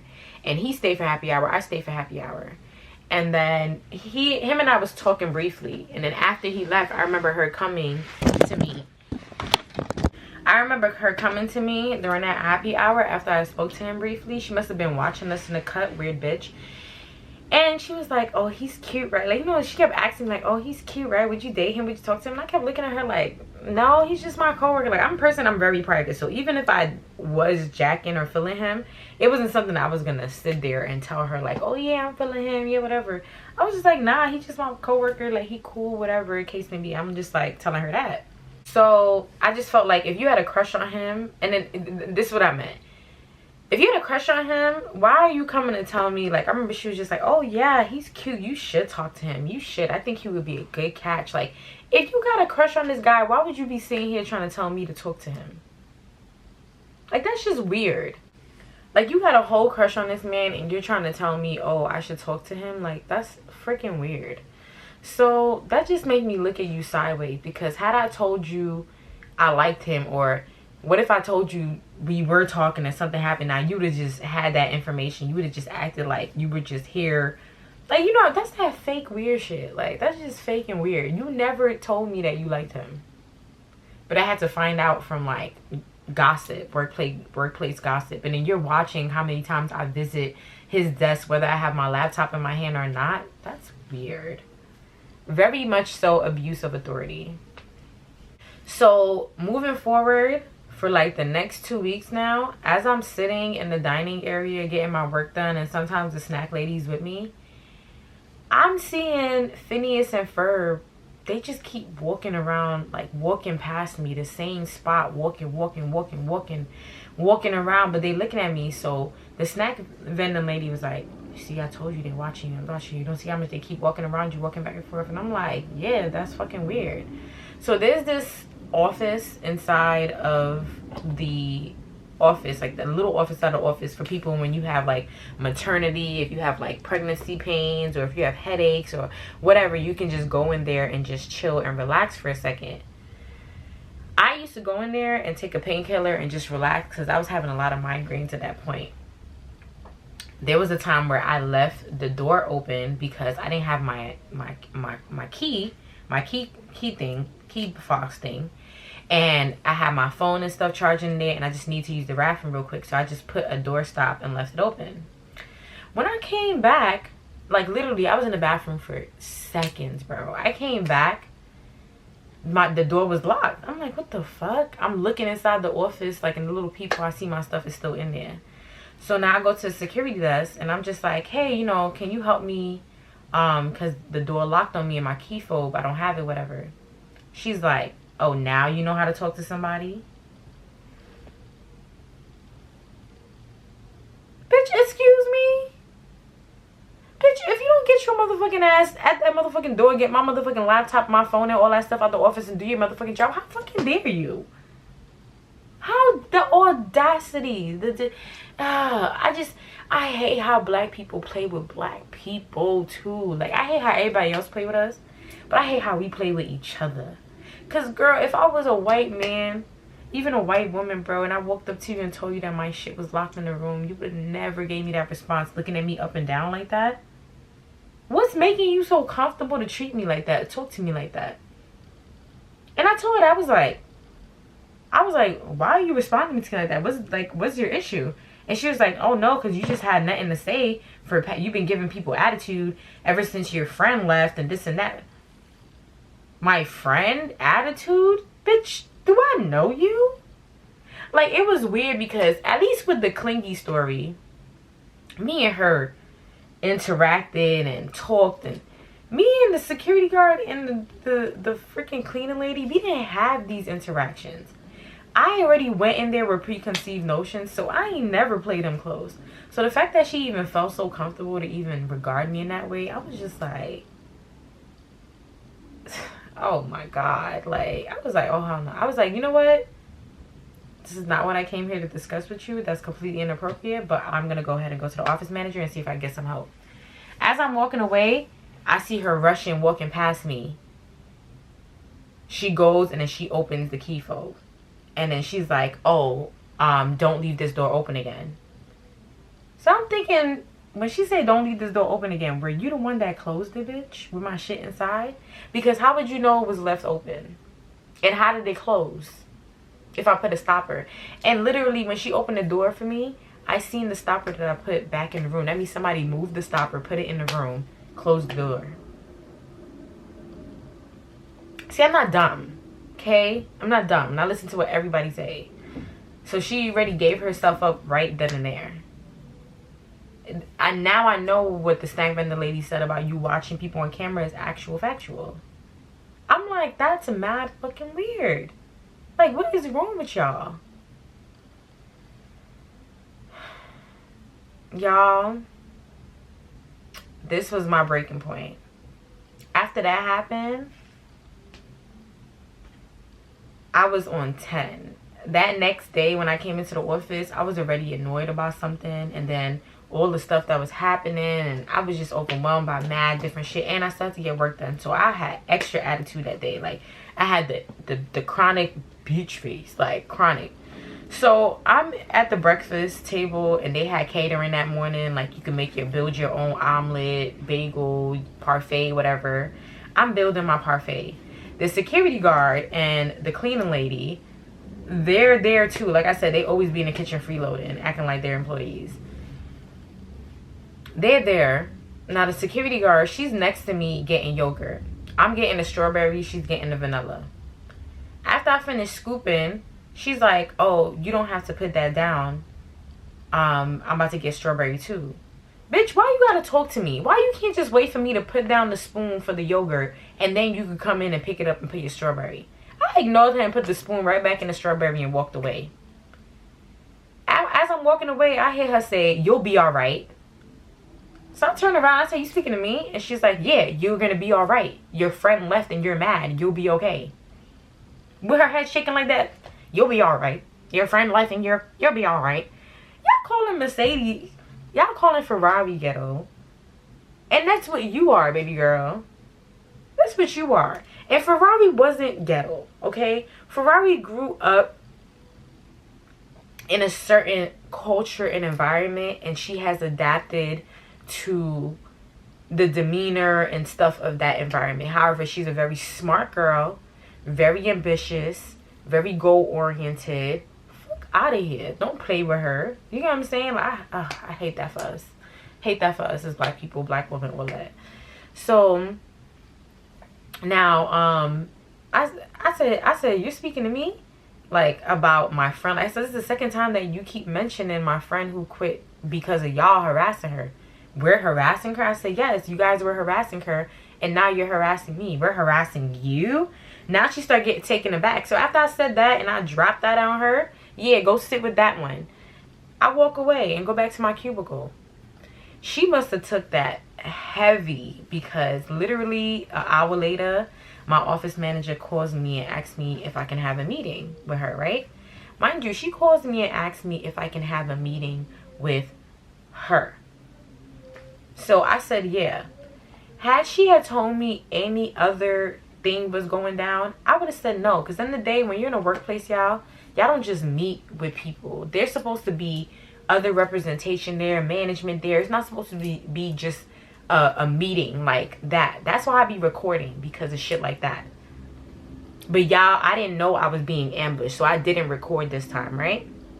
So I told her, yeah. So as I go in to meet with her, I'm in the office talking with her, and she was like, oh, you know, it's unfortunate that my partner had to quit. You know, she wasn't getting along with some of the people in the office. Like, no, bitch, she wasn't getting along with your cleaning and your security staff, your little two best friends over there that don't even work for the company. Then she's gonna be like, oh, well, you know, it's been brought to my attention that, you know, you may be a little upset about it, and the women are feeling, you know, targeted by you. I'm like, feeling targeted by me?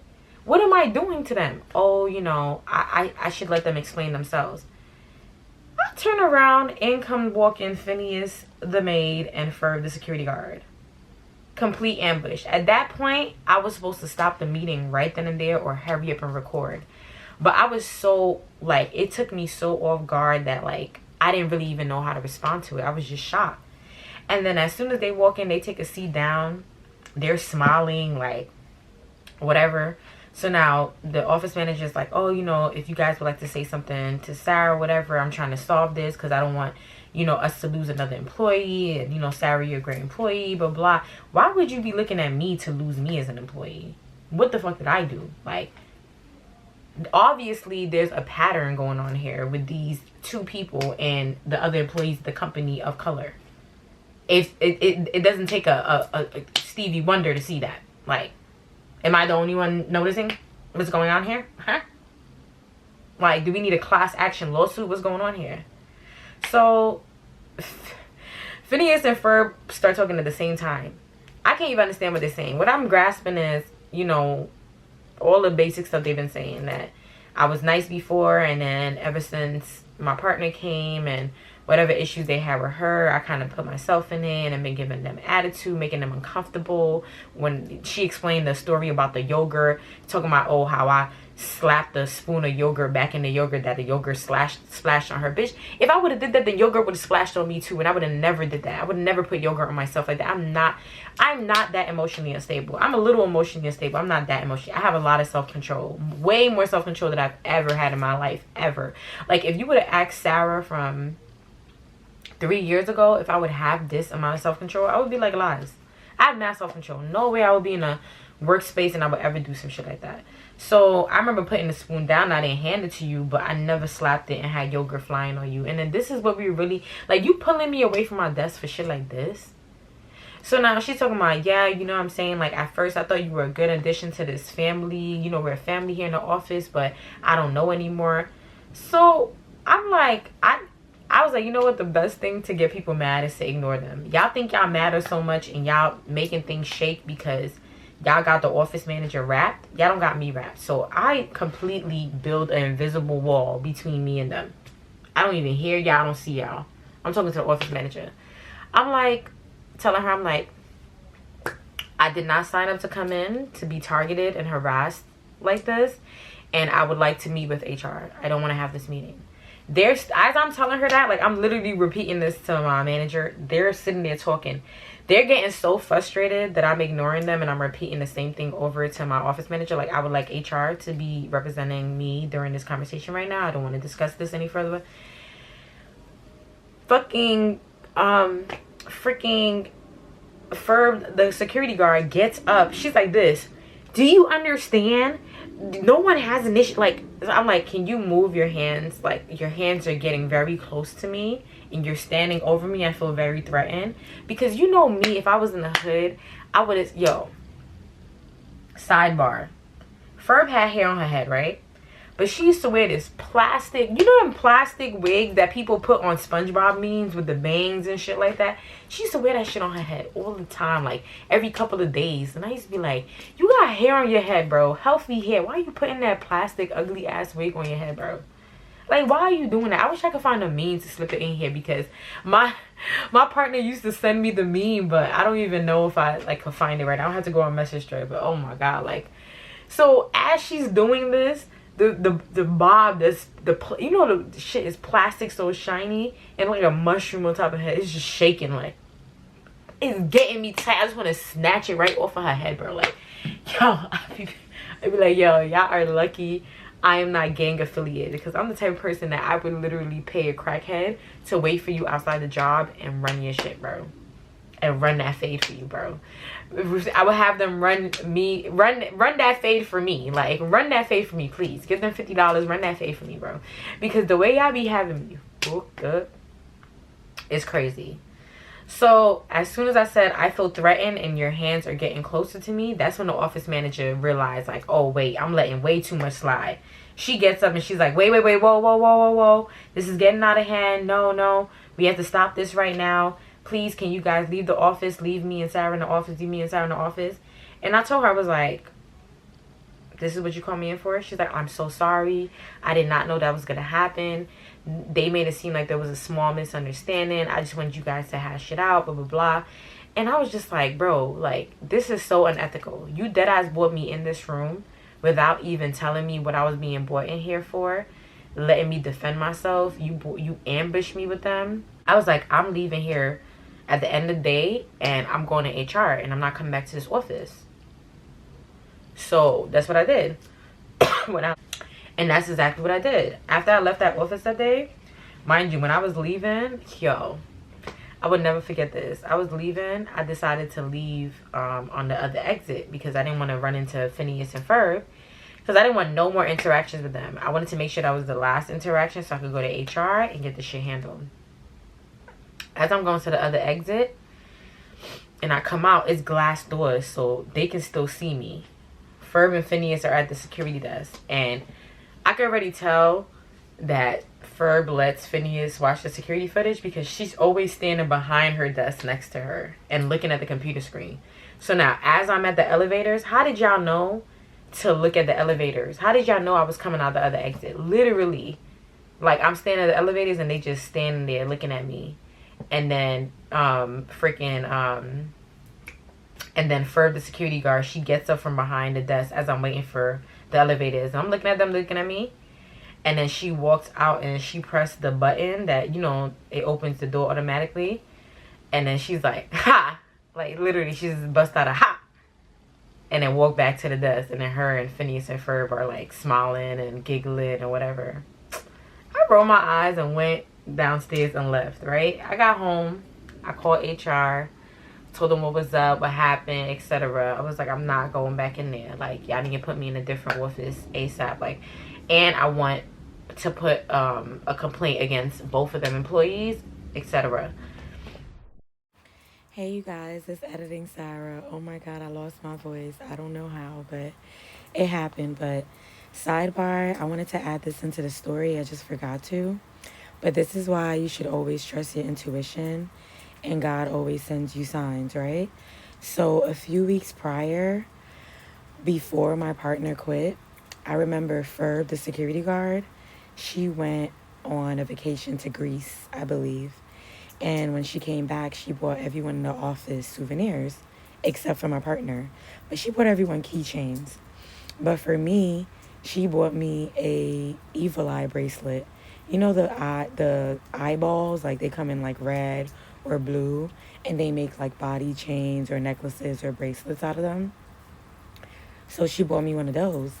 So when she gave it to me, I was like, oh, thank you. Like her, Phineas and Ferb both came to me to give me the bracelet, like as if it was like some big gift. So I was like, oh, thank you. So I remember Phineas was like, yeah, I told her she should get you a bracelet. She got my daughter's bracelets too. They were so nice. I know you would love it. So they insisted that I put it on. And I was telling them like, oh, you know, I'll put it on later or whatever. But they were insisting. So Ferb put it on my arm for me. Against my better judgment, because my mom would kill me knowing that I let somebody put a bracelet, nevertheless, an evil eye bracelet on my wrist. But I wasn't even thinking too much about it. And I was just trying to get them on my face. But I knew I would take it off later on anyways. So I get home, and I don't know if you guys know, but my grandfather's a voodoo priest in Haiti, and my mom is a priestess. So my house is protected, like the windows and the doors. All the entrance and exits are protected from like anything negative or evil coming in. So when I got home that afternoon, I put the keys in my door. I'm walking in, and I just hear a pop and a whole bunch of beads fall. And I'm like, what the hell? I forgot I even had the bracelet on my wrist. And I realized the bracelet popped and it didn't snag to anything. Like, there was nothing on my arm for it to pop. Like, there was no pulling. Like, it literally just happened. Like, it literally just happened out of nowhere. And I was like, what the hell? And that's because the protection that's placed there wouldn't allow me to come in with that bracelet.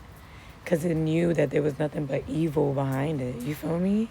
So your intuition, your discernment will always tell you what it is.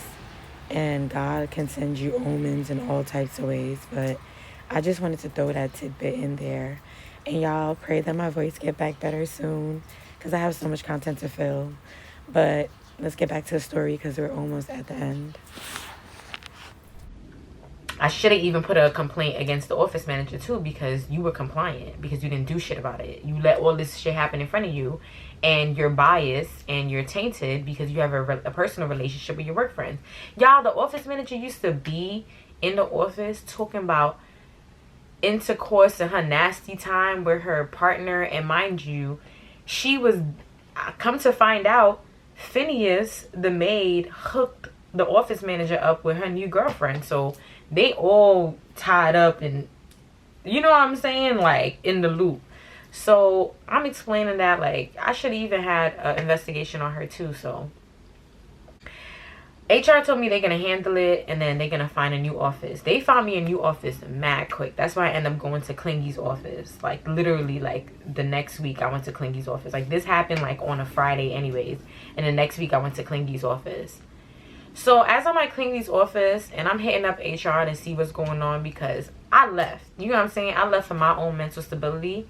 But y'all need to handle that, because had I not left, something could have happened there where I would have lost my job too, or I could have quit or something like that. So I need to know what's going on. So they giving me the runaround, telling me like, oh, you know, they working on it. So I'm hitting up the snack vendor to see what's going on. The snack vendor's like, nah, both of them is still at work. They still working. They still good, having a good old time, laughing, blah, blah, blah. And they even told the snack vendor that they were so happy that I finally left the office. Like, they weren't jacking me being there. So I'm like, oh, I see what's going on. What pressure setting out STV? I see what's going on. I see what's going on. I see what's going on. So I'm like, oh, that's what's going on, right? All right, cool. I got something for y'all.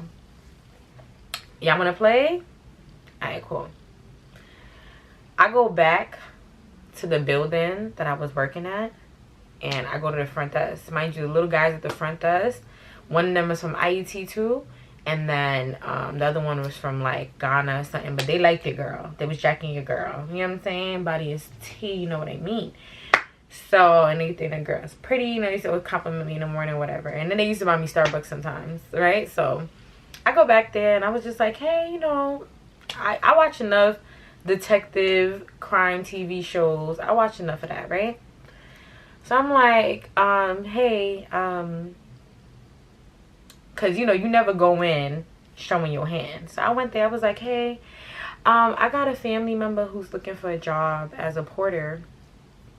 Doesn't the porters from this building, are they hiring or whatever? He's like, oh, yeah, you know, their office is actually right here on the second floor if you want to go shoot up there, whatever the case may be. So I'm like, cool.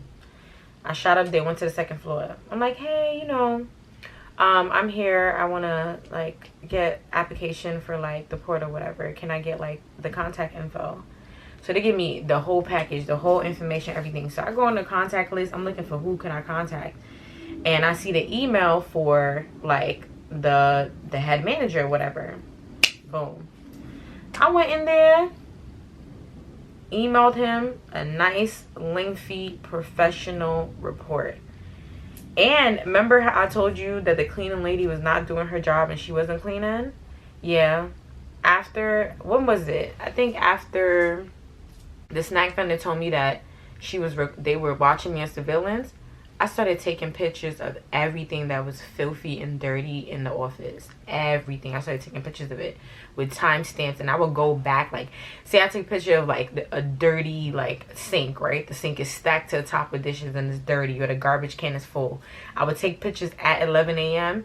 and then I would go back again at 3 p.m. before I left with the timestamp, take pictures again, like this shit's still like this. I started collecting. I sent him a lengthy email. I told him every single thing that happened with Ferrari, with my partner, the Muslim one, with everything with me after. I told him how the office manager and them were cool. I snitch. I snitch. I snitch. I ain't a fuck. I snitch. I ain't a fuck. I was fuck. I snitch. Y'all, I ain't know how to write a professional email. Like, the way my email will come at you, bro, you will be thinking that, like, y'all, niggas is ready to sue. Or the lawsuits are EEOC already on deck. Y'all, literally, I kid you not. Remember how my HR department and my managers were telling me, like, oh, you know, there's nothing they can do right now because they have to go through this portal, because she worked for there, here. I get an email 48 hours later, literally like a day and a half later, from the management of Phineas the Maid's company. They sent me an email, oh, we're so sorry that this happened.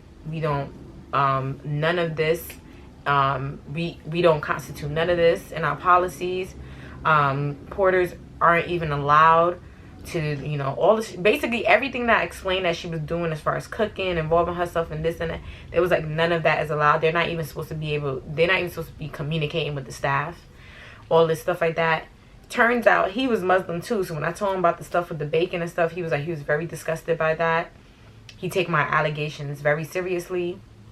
He would like to have a Zoom meeting with me and to get this handled. Y'all, the next day after he sent me that email, I get a call from the snack vendor. You know, she's still working at the office. She's like, Sarah. She used to call me Sarah too, but I like when she called me Sarah because she's Colombian and was nice. I like her little accent. She's like, Sarah, mira. Something is going down. Basically, she told me that she went into work, and that morning, Phineas and Ferb and the office manager, they all having a good old time, regular, acting like they ain't ruin everybody's life. Because even though I asked to go to another office, y'all, now I'm back to being further out, spending more money, spending more time commuting. I ended up with Clingy. Y'all see how that worked out. And I was really comfortable at that office. I felt like without the cleaning lady situation, I had no dilemmas being there. Like, literally. And then there were more perks because that office, it was like in the middle of the city. So I had access to like everything versus going further uptown, if that makes sense. So, nevertheless, sidebar. So she's like, yeah, you know, basically she saw the cleaning lady in the morning, cooking, doing her regular shit, chatting, gossiping, not working. Then she saw her come upstairs for lunch. Mind you, she's not supposed to be eating lunch upstairs with the staff. Even if our office manager says it's okay, she's not supposed to. It's not their company policy. They're not supposed to do stuff like that. She gets her lunch. And mind you, when she used to get her lunch, she used to pack food and all that shit. Do her thing. Like, she used to do whatever she wanted. So the clean lady was like how she packed the lunches, left, whatever. And then she never came back. They sent somebody else back to replace her to finish cleaning for the day, and that was it. So I'm like, you lying? And she's like, oh well, she got friends in the porter business and the rest of the floor, so she gonna ask them like what's going on. So I was like, all right, ask them and tell me what's tea. So the next day after that, right, I get a Zoom call. I get to do the Zoom call with the porter's manager. He asked me to just go over detail for detail, everything that's going on, whatever the case may be. I told him explain. And that's when he told me, like, you know, as soon as we got your email, we took Phineas off of the site. So I was like, okay, what does that mean? Basically, they moved her out the building completely. So when complaints happen, they have to run an investigation, but before they run an investigation, they have to remove you completely from the people that are running the investigation towards you. So they moved her to a whole different building. And I was like, what happens after that? And they was like, well, after the investigation, if the claims are found that, you know, she committed all these whatever breaking policies, she's gonna get fired. And if it's found that it's not substantial enough, she still can't go back to that office because a complaint was already made towards her. So she can't go back to that building, period. Bingo! That's right, bitch. Stop playing with your motherfucking bitch. Fuck out of here, bitch. You're lucky. You're lucky you didn't get fired. And that's the thing. I don't even know if she got fired because after I did my investigation thing, like, they sent me off with an apology, and then they had some written stuff they sent to me in case I wanted to take things further. But I didn't want to take things anything further. At the end of the day, I didn't want to penalize. I didn't want to penalize or hurt Phineas and Ferb. You know what I'm saying? And Ferb got off the hook. I'll let y'all know about that in a second. But I didn't want to penalize Phineas because I know that she's a migrant here. She has mad kids, and one thing I grasped from the conversations she used to have with me, she lives a very miserable life at home. All she used to do was complain about how her 4 kids are dirty, they don't clean after themselves, all this different stuff like that, blah blah blah. And I was just like, how her husband ain't shit, he don't do nothing. I was just like, how she live in the projects, like she's just complain, like literally bitch about her life all day. And I was just like, that's why you come to work causing havoc, because you used to literally just, like, you don't want to be home, you're not happy home, and you want to come make everybody else's life miserable here. But like I said, I didn't want to add to that because I really feel like when people do malicious stuff, it's rooted from some type of pain or some hurt that she gotta figure. It doesn't make it right that they did what they did, but you kind of like get a sense and understand like it's coming from a dark place. So of course I didn't want her to lose her income and all this stuff like that. But girl, you need to stop playing with people's livelihoods. Like, this shit is not a joke. Hopefully this teaches you a valuable lesson. And I'm happy because remember I told you how Ferb did that last laugh when I left? Like, bitch, you got the last laugh now. Like, our little posse is broken up. And then the snack vendor was telling me like how they were like mad sad, like, and they were wondering if I had anything to do with it and all this stuff like that. They wanted to text and call me, but they were telling each other don't, and whatever, tell me to retract whatever I said and all this stuff. And I'm like, nah. Yeah, I felt like the ringleader was Phineas. I felt like as soon as Phineas was outside of the equation, that there would be less of whatever was going on, that Mean Girl Club shit going on. There would have been less of it. I feel like she was the master manipulator and the leader of it. So even though I tried to get Ferb in trouble, I never tried to get the office manager in trouble, because even though I know she was a fake ass bitch and she was tolerating this shit and not doing nothing about it, I didn't want to seem like I was trying to cut everybody head off. I just wanted to cut the major head off. Like, the 3-head dragon, I want to cut the middle head off. Like, and then the other 2 dragons can die on their own. So Ferb, I did try to get the security company and I did get that information, but I contacted them twice and they never responded back to me. So she got off the hook with that. But Phineas didn't. Phineas got up out of there. She got hit with the boot, kick the boot, get up out of there with your little racist, prejudiced ass. And I was just thinking like, yo, even when Ferrari was telling me about her argument with Phineas, she told me that Phineas had her finger in her face and everything like that, and oh, listen to me and blah blah blah. And remember when I told you how Ferb was like talking to me with her hands like this, and it was getting real close, it was like getting too close. I'm like, nah, y'all need to get checked. Like, this is like, even though I didn't get the best outcome from the situation, at least I know I'm protecting people moving forward. You know what I'm saying? I know that like a lesson was learned on everybody's behalf, but especially on their behalf. And I know that they're gonna think twice before they think they can harass people, because this was harassment. This is exactly what this was. This was literally harassment. And I think that people underestimate what falls under harassment, and literally any and every unprofessional thing you do falls under harassment. Like, you really need to tread lightly. Like, this shit is not a joke. Like, I know that Phineas had egg on her face when she got pulled out of that job for me complaining. I know she had egg on her face, because I think they underestimate black people. I feel like a lot of people mistreat black people because they think that we don't have the education or the audacity to go and report them. And there's always someone higher than you. There's always someone willing to do something about what's going on here. And then when there isn't, I take that shit to the public. How about that? Fast forward, like maybe like a month later, I get an email from my HR person that was supposed to be handling the matter. And she's like, hey, Sarah, I have great news. So remember the situation that you had? You don't have to worry about the harassment report anymore because the cleaning lady was relieved of her duty. She no longer works with the company. She no longer works at our offices and this and that. And I was just like, I know, because I went and reported her. And she was like, you know? I'm like, yeah, I did that. I did that. And she was like, no, you know, we were working on it and we were taking strides to like try to have some meetings and stuff. No, bitch, I did that.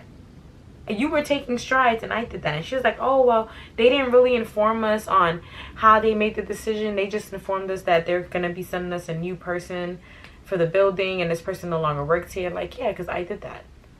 And I told my manager and the HR people that I did that, so y'all can be very scared and very wary of me. Yeah, thread motherfucking lightly. Y'all, this story time was long as hell because my hair is hanging off the wagon. I'm about to get my hair done anyways. I'm about to go out, but oh, y'all see how my black tresses is now? My red wig is washing. It's in the washer. I'm washing it right now. But you guys, that was the story time about the audacious cleaning lady. Like, I really couldn't even believe that I was going through this, and I can't believe that I went through all this with this company and I'm still working here. And it's not even that I want to work for this company, because who wants to work for a company that's not even going to protect you? But the economy is very, very fickle right now, just like y'all are fickle people. Like, the internet is fickle. One minute they love you, one minute they hate you. I can't trust y'all. I don't know, I gotta think about it. Some of y'all I could trust, some of y'all I don't know. I got side eye, y'all, because y'all hurt my feelings the other day. But let me stop crying. I need to go cry in a car now. I need to go drop a tear because I've been complaining about this the whole video. But nevertheless, the workplace is very fickle and it's hard to find work now. It used to be very easy to find work, and with inflation and the economy sucking the way it is, it's not that simple. And I'll be damned if I let petty working politics, corporate workplace politics, stop my bag. So that's the only reason why I'm still working right now. But one day, I don't even just plan to leave this job. I plan to leave corporate America, period. The workplace, period. Because it's not for everybody. It's not for me. Working for people who don't have no respect or love for me, it's just not for me. And I don't want to commit 40 hours to those type of people. I don't want to give my energy to that stuff anymore. So yeah, I'm trying to be done with that. I'm trying to see if I left anything out, but I tried to make this story as concise as possible. I'm pretty sure there's a few details that I probably left out, but y'all get the gist of what was going on. So if you guys have ever had a workplace experience of any type of harassment, drop it down in the comments below. If you guys were me or my partner or Ferrari or anybody in the situation, what would y'all have done? Do y'all think it was a race thing? Do y'all think it was a prejudice thing? Do y'all think it was just a respect thing? Like, what was going on? Because to this day, I'm still trying to figure it out. I'm still like, what was that about? Like, I felt like the whole thing was unnecessary, but at the end of the day, it happened, and it's a learning lesson for everybody involved, like I said. But I would love to hear y'all POVs. Drop your point of views down in the comments, because like I said, and like y'all noticed, I answer every comment. Literally, like every time I get a bit of downtime, I'm in my YouTube studio answering comments. And not only just answer once, I come back. Like, if you reply, I come back. So, you know, I like to get y'all insight, because a lot of things that I probably didn't have clarity on or was confused about, y'all be giving me insight on. So I definitely appreciate you guys for that. And you guys, I have my Depop link listed in my bio now. So shop my Depop. I'm gonna have a lot of cute pieces that I only wore once. I dry clean everything and then I sell it for like the low. And then I also added a Deharasnyc 15, not 50, 15, maybe 50 one day, 15 for now. 15% off of Deharasnyc. Shop at deharasnyc.com. That's also listed in the bio. And what else I want to tell y'all? Yes, follow my Instagram page. It's going to be listed somewhere over here. And your girl is coming with a few business videos, a few girl chats, a few story times, and another vlog pretty soon. So stay tuned. And I missed y'all, and I hope to be really active this month on YouTube. And if you're not going to do anything else, you guys know how I like to end off my video. If you're not going to do anything else, make sure you do what? Make sure you pour into yourself. Pour into yourself, and don't let anybody trick you out of your spot. I will see you guys in the next one. Bye.